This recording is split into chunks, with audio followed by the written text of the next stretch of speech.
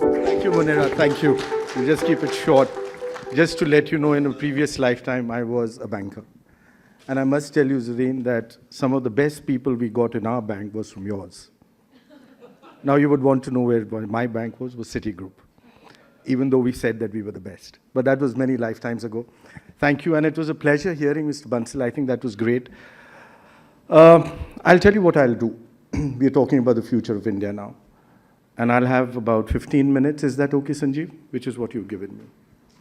Let me first tell you what I do so you'll have an idea where I'm coming in from. We were created in 2015 by the government. We are Invest India, the National Investment Promotion and Facilitation Agency of the government. I have 4 verticals. The first one is investment promotion and facilitation. And the single point of contact for any investor coming into India. We give them a dedicated relationship manager. We help them with all the approvals, their business plan. And even after they set up the business, we are there to take care of it for them and walk the journey with them. Just to put in a small ad on that one, we are just about, 8 years old, and we've been ranked by the UN and the World Bank as the world's #1 investment promotion agency. That's just to let you know how fast India is changing. The second part, Startup India. We are the execution arm for Startup India. It's a fascinating story, and I'll mention a little of it as we speak about. From the first day when it was launched to getting even a definition of what a startup was, that's where the team worked, and we made that happen. The third is the Prime Minister's Science and Technology Initiative, where all innovation happening outside, we're trying to bring it into the government, be the armed forces or otherwise in agriculture. And all innovation in the system, we are trying to see how fast we can take it into commercialization. And the fourth part is very interesting. It's the digitization of a large part of the government's process, which includes the Prime Minister's dashboard where he monitors the economy and big projects, to also digitizing the entire investor journey, and I'll touch a little on that.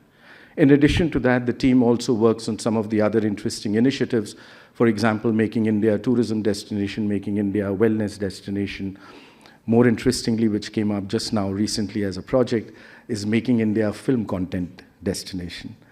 And the entire Northeast states, to see the development of that, we have a special team. To see Jammu and Kashmir as a special team. By the way, my team is about today 454. We started with 3. Average age of the team, if you keep me out of it, is 29. It rises stupendously if you add me to it. But each one is IIT, IIM, Ivy League. They're all banking, finance, investment banking. They've come back globally.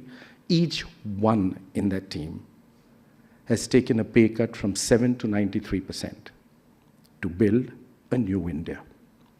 Now with that, let me just step back and share with you what I'm seeing. You've heard a lot about the huge digitization change which is happening in India, and to my mind, that's one of the biggest things which for the first time in our history has created that sense of democratization in India. And that's for all of you who are with us in this hall and outside. Let me start with a sentence. This is the most unprecedented transformation in human history of the free world. The most unprecedented transformation in the history of the free world is what India is going through today. And I know it's a strong statement, and I'll back it up with a few numbers and where my thought is coming from. And I say that both in terms of the scale at which this change is happening and the pace at which this change is happening. But before I come to that, let me tell you why this is happening. I believe in that circle of life, that Lion King, Elton John song. I think that's one of my favorite ones. And I think that is our time. Our circle of life has come in. And I'm not even taking you back to 1750, when a quarter of the world's GDP was from India. What is happening in India today? And guys, just step back. Forget your prejudices for a minute. Just think of it as what is happening as an experiment in human history. For the first time in my history of 5,000 years, all my 3 pillars of change, which is of every society and any society, social, economic, and political, are going through a rapid transformation all at the same point of time, creating that singularity of that transformation and disruption. Let me start with it. And since I told you I work on the set of investors, let me start with you on my numbers of FDI. The total FDI I've received in my history from 1947 has been about $950 odd billion. 532 of them has come in the past 90 months. 532. Let me tell you more.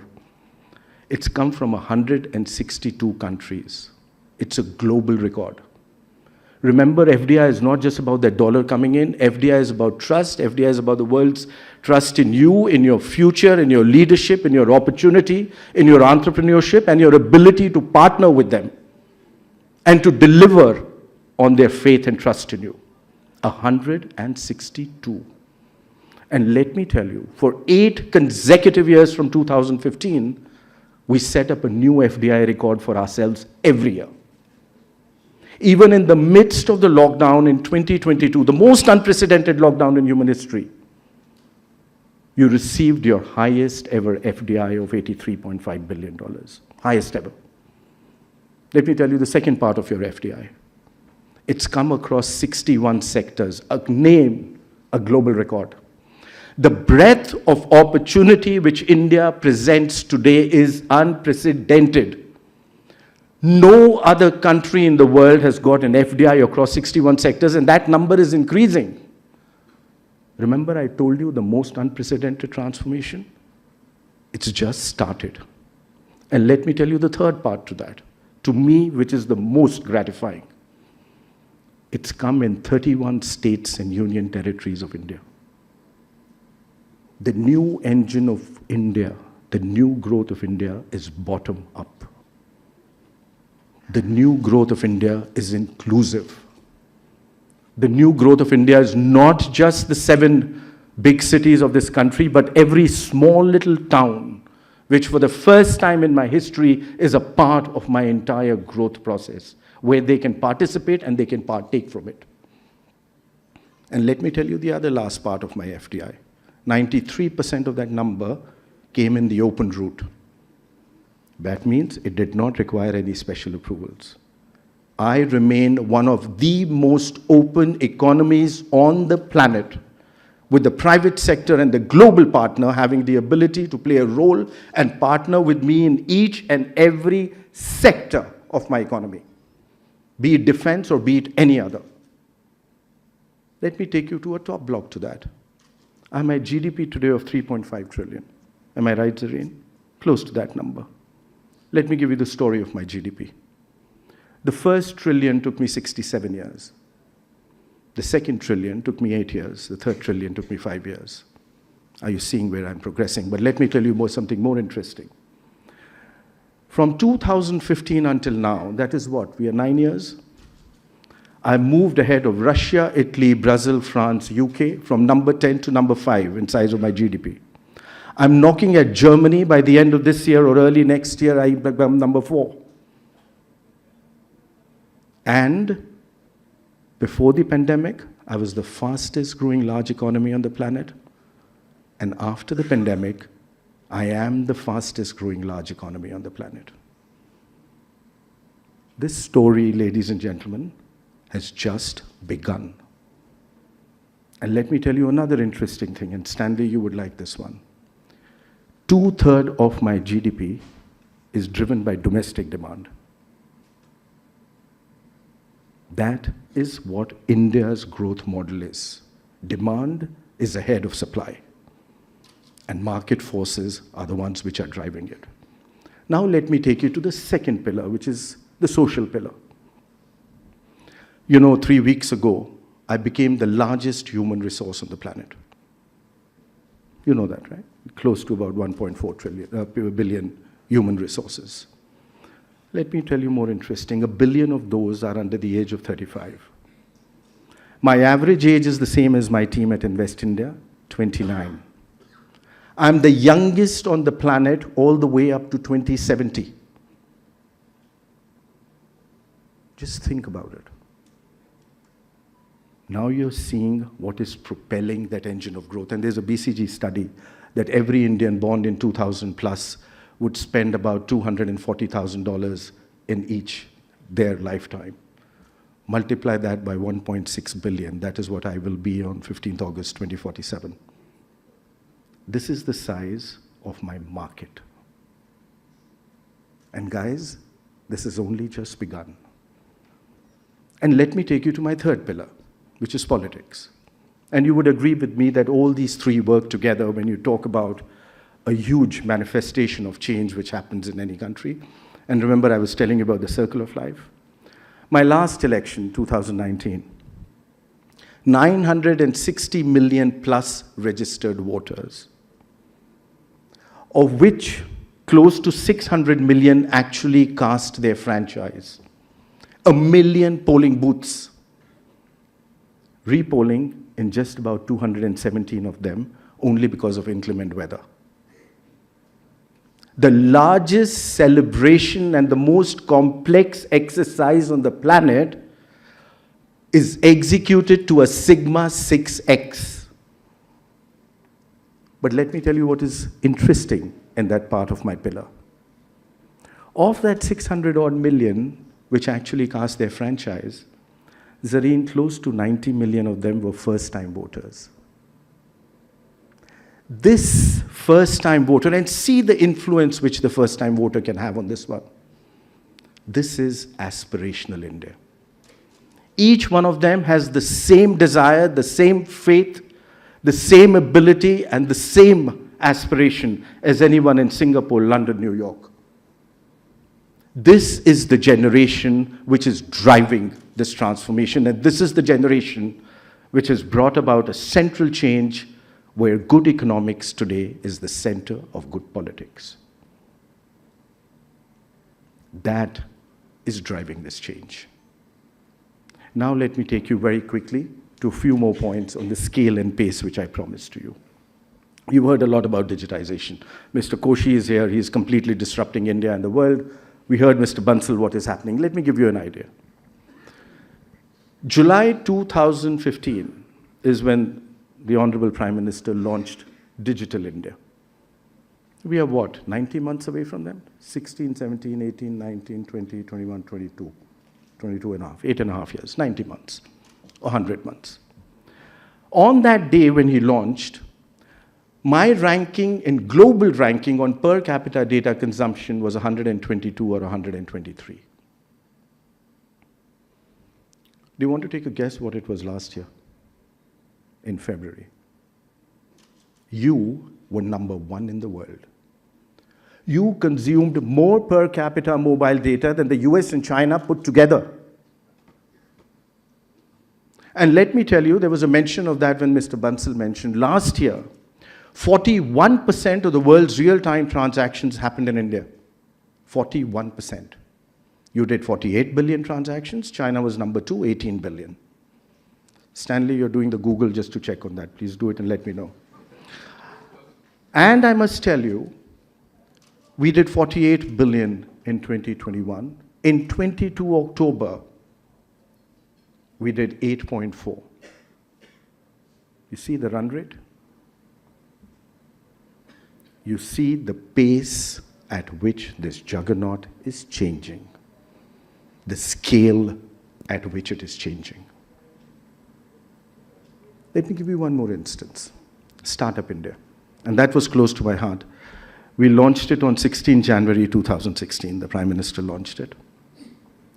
84 months. In 84 months, and when we launched it, we had 452 registered startups with us.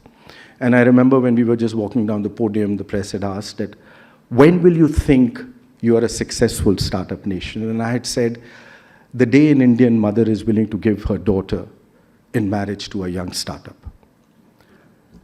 This was about a change of mindset. This was about creating a new movement. In a period of 84 months, you are number 3 in the world in number of unicorns, you are number 2 in the world in number of startups, you are number 1 in the world with new startups adding every day.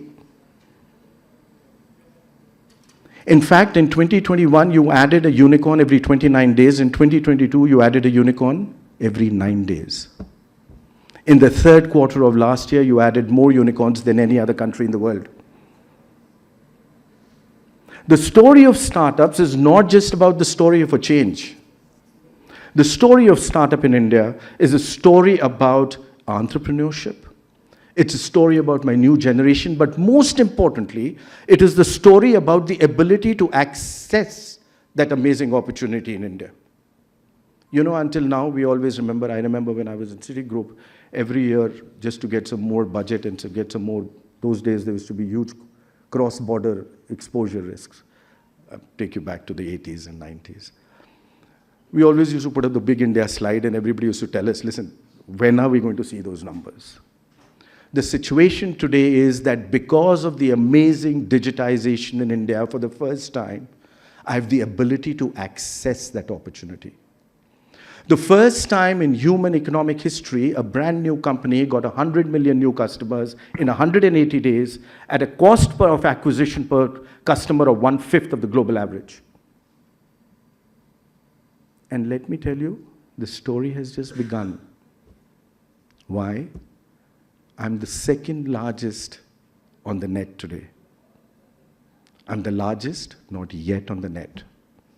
And every second, 3 new people are joining that net in India, 2 of them from a village. And don't forget, 11% of the world's population lives in my villages. And let me end with the last point which I have to give to you. Every minute, 30 people are moving from a village to a city in India. Every minute. In the next 10 years, I will create a new United States of America. I need to give them housing, I need to give them infrastructure, I need to give them education, I need to give them water, I need to give them everything. This is the opportunity which I'm talking about. Ladies and gentlemen, just 9,000 days from today, I'll turn 100. 15th August, 2047. I'm an ancient civilization, but I'm one of the youngest democracies on the planet. We often forget that. And on that day, 21% of the world's workforce will be in India. 20% of the world's middle class will be in India. This is the new India, which wants to be with you, partner with you, and walk for your future and for ours. Thank you for giving me this time, Zareen. It's been a pleasure.